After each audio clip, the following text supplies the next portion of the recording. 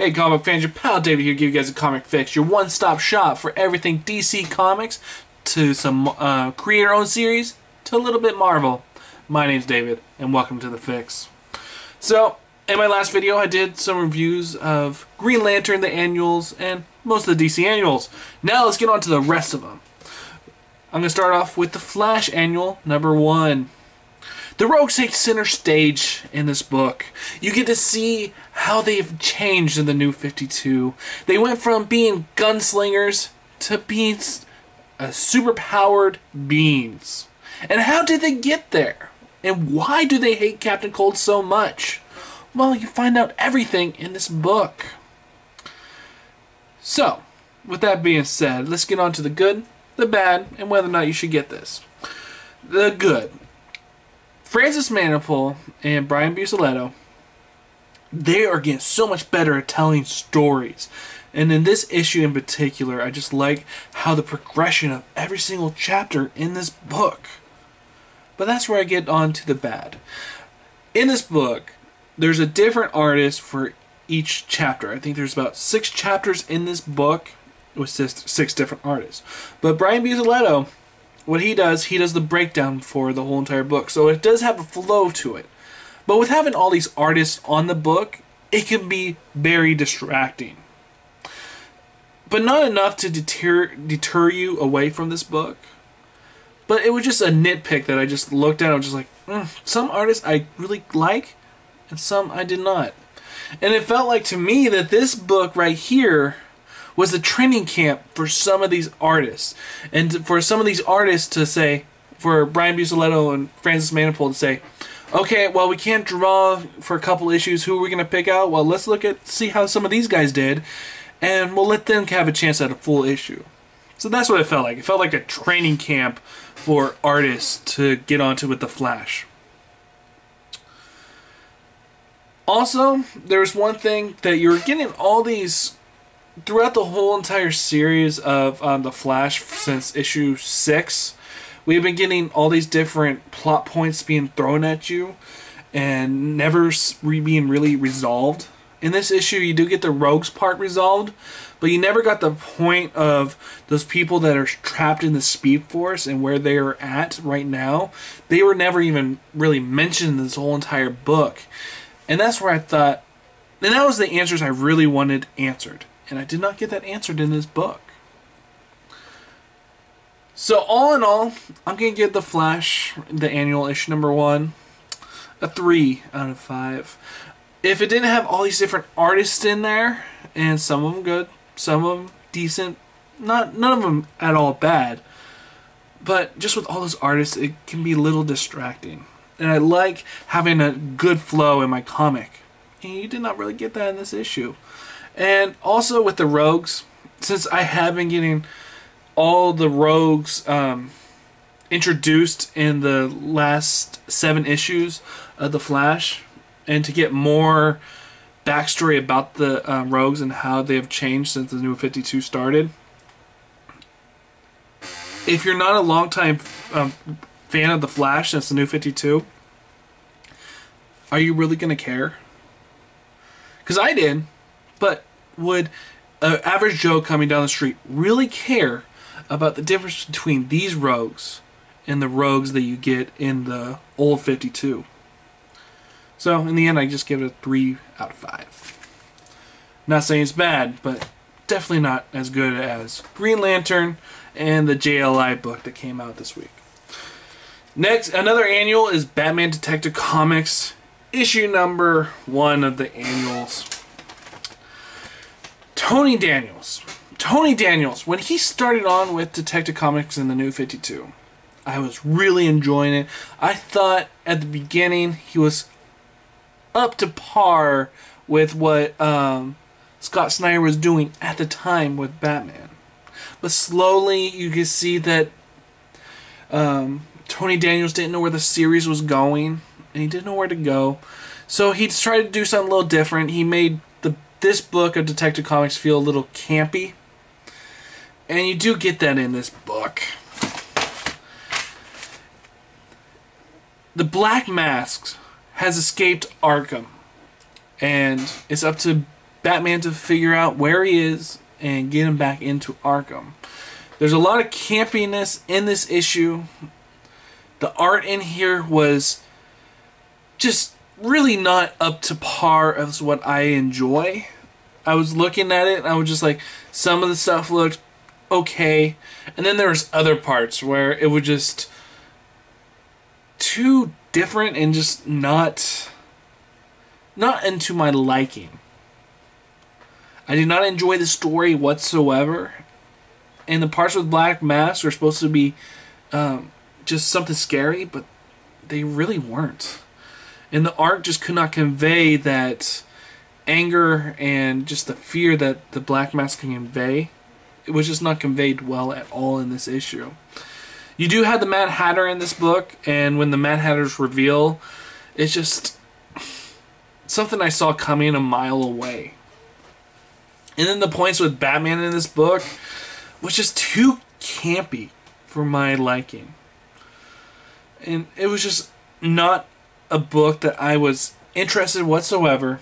If I did not have the show, I definitely would not have picked this one up. I've been really disliking Tony Daniels' run on Detective Comics ever since issue 4 or 5. And it was just nothing that I was interested in whatsoever. And I also would like to say that if you're a Batman fan, there's a new writer coming into town. And he does some really good stuff. He's created his own book called Chew. I have not read it, but I've heard some really good stuff about it. And reading his interviews on comic book sites like Comic Book Resources makes me really excited for what he's going to bring. I can't remember his name off the top of my head, but it makes me really excited for the future of Detective Comics. Woo! Sorry about that. So it makes me really excited for the future, but I'm just glad that Tony Daniels' days are done with Detective Comics. And if I didn't give it a score, I'm just going to give this one a 1.5 out of 5. Paying $4.99 for a book that's just so campy and just Tony Daniels being like, I don't know where to go and I don't care. You can see that in this book. Bad book, and I just hate what he's done with Batman.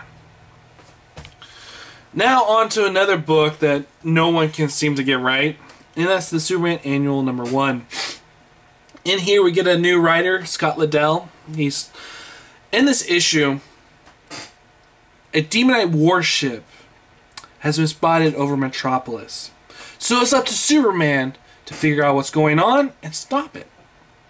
Throughout this book you'll get some guest appearances from everyone from Hawkman to Grifter to Starfire. Now, will Superman be able to stop him in time, or will these Demonites rule the day and Superman won't be able to stop him? Well, just read the book to find out. So, with Scott Liddell coming onto this series, he kind of lays the groundwork for what he wants to do with Superman. And it's not bad, but the issue was really stretched out. I mean, this annual just was stretched out to beyond belief. Where you got the guest appearances of Hawkman, and he's in there for 4 pages, and you got the point really quickly. And then you got another guest appearance from Martian Manhunter, and you got the point really quickly, but it's stretched out. And then Starfire's point. And then even the point with Grifter. And the point with Grifter was just like but Superman seeing him on one of these Demonite ships and basically saying, oh, I know you. I know who you are. I've heard a lot about you. And I was just like, wow, come on. All right, Scott Liddell, let's move on with the story, okay? He was really getting stretchy with this whole entire story arc. Or with this one issue. Should he have started this way? No, not really. I mean, this annual could have easily been passed up. This could have easily been the first issue for Scott Liddell's story. And it could have been told a lot better. Editorially on this book, I just think is jumbled mess. And you see it in this book. It just felt so stretched out that you got the point really quickly about what Scott Liddell wanted. But he had to stretch it out just to have that $4.99 price tag and make it an annual. And then the artwork in this book. The way that they make Superman look like he's maybe in his early 20s. Where I think in the New 52, he looks like he may be 27, 28 to 30. And he just looked way too young in this book. I did enjoy the parts with Hellspawn. Really cool guy. And I love the point where he just basically just shoves Superman into the moon. Really, really cool. And I'm excited to see where Scott Liddell wants to take the series, because you definitely get to the point where he's trying to get the groundwork done with the series. And it would be interesting to see where, if he's going to have all these extra characters come into his stories. And it'll be interesting to see where he will take those guest appearances. Overall, it was a decent annual, an annual that you didn't have to pick up if you're not interested in Superman, which at this point I am not. Superman, I just felt like is an editorial mess, and that's one thing that I really didn't think about until Sleepy Reader and Minutia Minute started talking about it, and we started talking about it, and I agree with you guys. This book has been an editorial mess. Scott Liddell, hopefully he can make everything better, put a band-aid on it, and yeah, so I'm going to give Superman, the annual, issue number 1, a 2.5 out of 5, something you can easily pass up and just start with fresh with issue number 13 to see where Scott Liddell wants to take the series. Now on to a book that I was not originally going to look at picking up, but then I saw the writers, and I was just like, oh yeah, I want to pick this book up. And it's Justin Gray and Jimmy Palamoti's Phantom Lady and Doll Man. I've never heard about these characters whatsoever. And looking at the cover, I was just like, man, I don't seem really interested in this whole entire series. I don't like the way her outfit is, and it was just not up to my liking. But then I started to read the book. We see a young girl as she watches her parents be brutally murdered by a mob family known as Bender. Now she is all grown up. She is out to seek revenge for her loss that she had as a little girl. But the thing is, the people that killed her family, they're locked in prison. And when all that fiasco happened with the mob family being broken up, some of the family members, they basically denied the name of their mob boss and just went on their own separate way. Well, she wants revenge. And she's now a reporter, and she's going to take down this family. Because the new mob family has taken up shop in Metropolis. So she's out to just destroy them for all the hell that she's been grown up with the death of her family. I just loved everything about the story. You do get the opening sequences, like 2 pages are of her as Phantom Lady. All the rest is her as a human being. And to see her relationship with Dollman, who I don't remember his name at the time, or what his actual real name is, but to see how she's using him to get to whatever means possible, and he loves her to death, and he's tired of being stepped on. I mean, they're basically friends with benefits, and he wants more. It's just a very human book where everything that it just feels natural for a guy who loves the girl does not love him, but they're still friends with benefits, and how that all just makes everything more hectic. And how he wants to protect her, but she wants to get to her goals. Really good book. A book that I recommend everyone checking out. Just check out issue number 1. If you don't like it, you can easily just pass it up because it's only for 4 issues. But just know, Justin Gray and Jimmy Palamotti, they do a fantastic job at just getting these characters and having a human emotion to it. They can be funny, they can be dramatic, they can do everything. Especially after the Ray series that they had.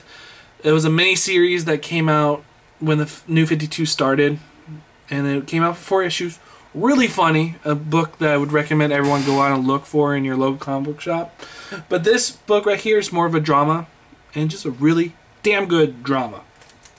So I'm going to give Phantom Lady and Doll Man issue number 1 4 out of 5.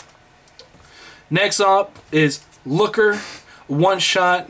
And what DC's been doing, they've been taking some of these characters who are not well known and who are old characters. And National Comics used to be what DC was known as, but then they turned into DC Comics. So they're taking some of these old characters and making them fresh and new. And in here we got this vampire named Looker. She was once the top model of the world. She went out partying. She partied a little too much. And a vampire guy basically left her for dead. But a little piece of his blood got into her mouth and turned her into a vampire.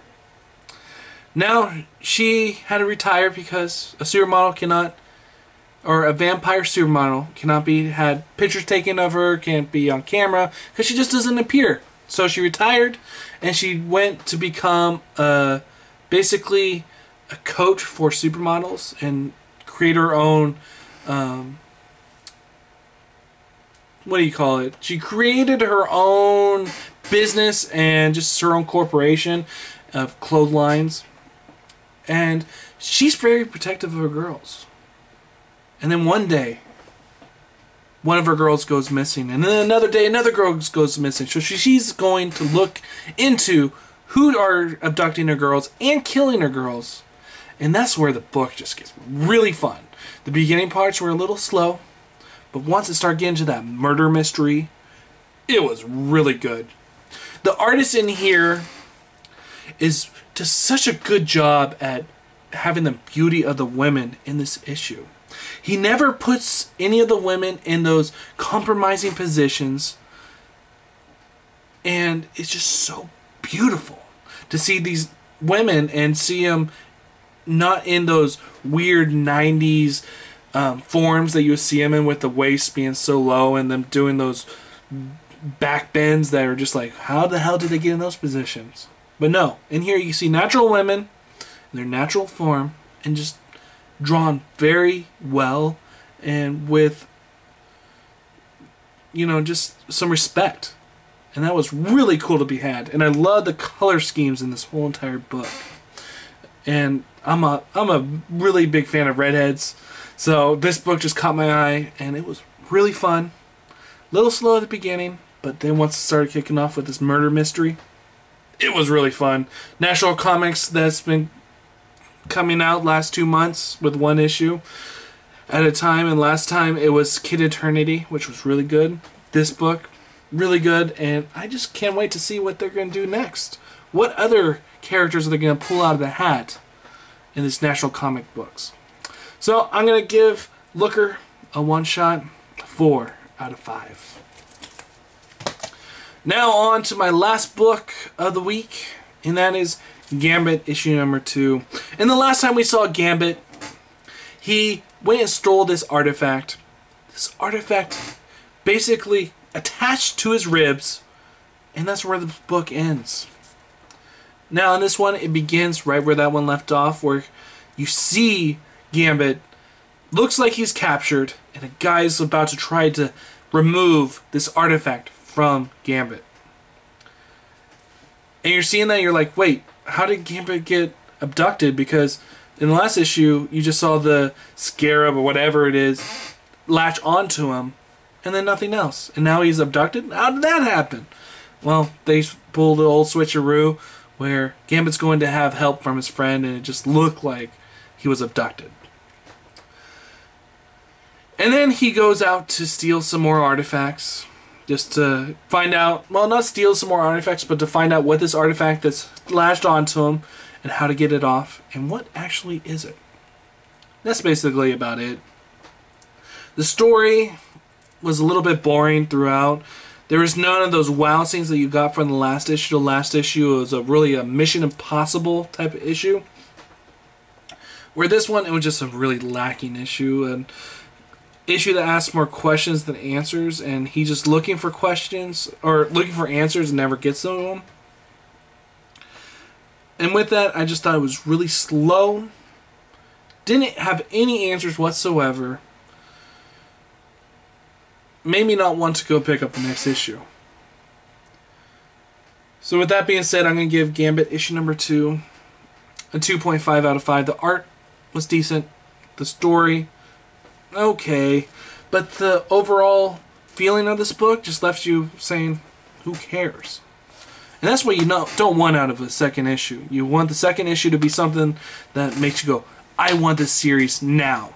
I'm going to give this series one more chance, one more issue. And if it doesn't wow me or have the feel of the first issue, I'm going to be dropping this book like a bad habit. So, I'll give Gambit issue number 2 a 2 out of 5. So that's it for this week. In my next video, I'm going to be doing my top 10 comics that came out this month. And so, my name's David. This is the Comic Fix. And if you're an old watcher, like on the bottom. To you new watchers, subscribe up top. My name's David. I'll see you guys next time.